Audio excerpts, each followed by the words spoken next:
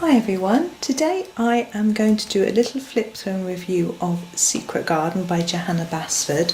I was lucky enough to get this copy given to me quite recently, and so I thought I would just have a little flip through and show you the book while having a little chat at the same time.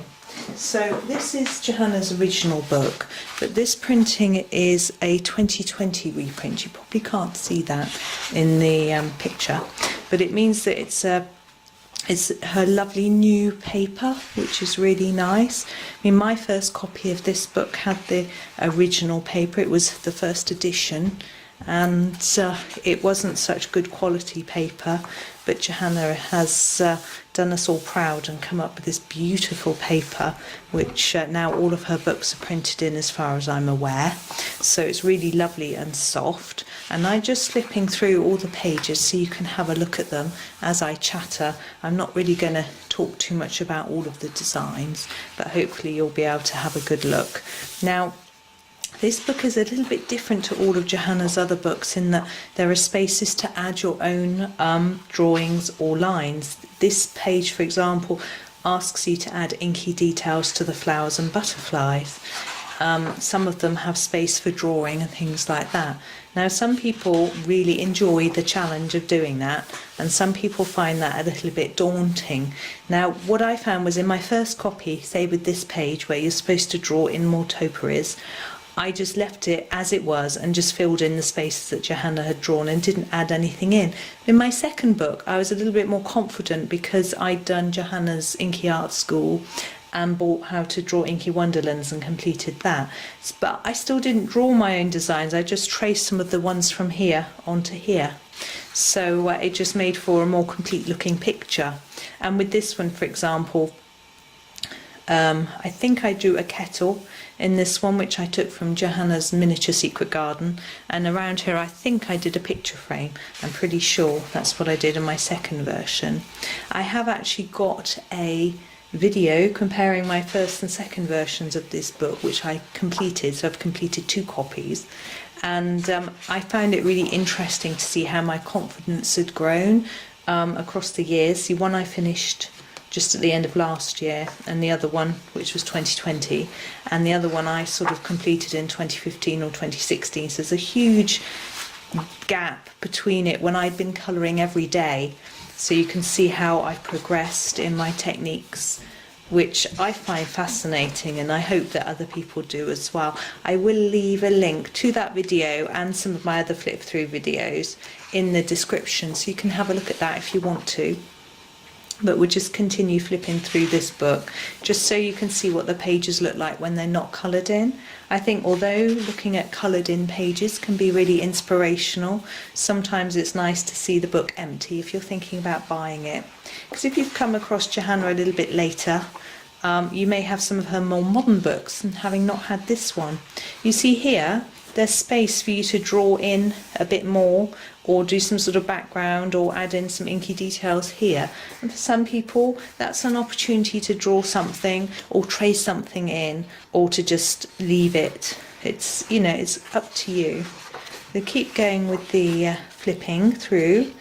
And again, here you can add inky details, but you don't have to. You can just leave it as it is.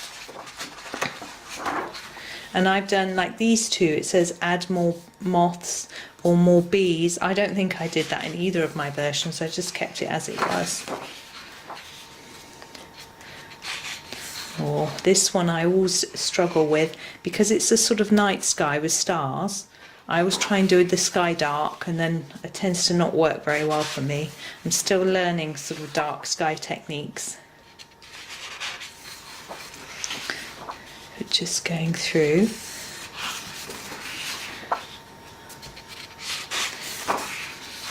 And see again here, there's space to create bits. I actually didn't, and I did some sort of pastel background. I just continued it onto this page, and I felt that worked really well with this page. And some of these have got more background space where you can add a background, and others are more detailed, so you don't need to. So there's it's quite nice to have a sort of mix. Like I like these ones, which are like a scene, and some of them are a bit more random. These again have got objects in that are familiar, but something like this is a bit more sort of a repeated random pattern, and this is more of a scene. I sort of prefer these somehow, but I actually love filling that one in as well. So and this one, you see, although it's a sort of lake, it's not typically set out, so it just makes it a little bit more interesting, and you can add some colour or some details or leave that blank. This is my absolutely favourite picture that Johanna has ever done that I've seen, let's say, from a colouring book, and I absolutely love these big flowers and these, and I just think it's gorgeous. And here we go, coming to the end now. You see these, for you to just draw some flower heads in and add some more vines. I just traced some from here onto here and then coloured them in. And the famous peacock, which I think everybody loves. And last couple of pictures. And a heart. Now most of Johanna's books have a lovely heart. Now in the back of this one, it tells you what little creatures are in each picture, because the secret garden is a sort of hunt for little critters and creatures. So you have to try and add them up and see how many you can find in the book, which is quite fun. Then on the back we have the cover, and some people colour all this in as well. It's a bit glossy, I haven't tried to do that. And again with the cover, because this one's more matte, so I think it'd be easier to colour. So there we are with Secret Garden. So this is the treasure hunt and colouring book, so you can find all sorts of fun things in this one. So there we go. So I hope you enjoyed that little flip through. Thank you for watching, and happy colouring.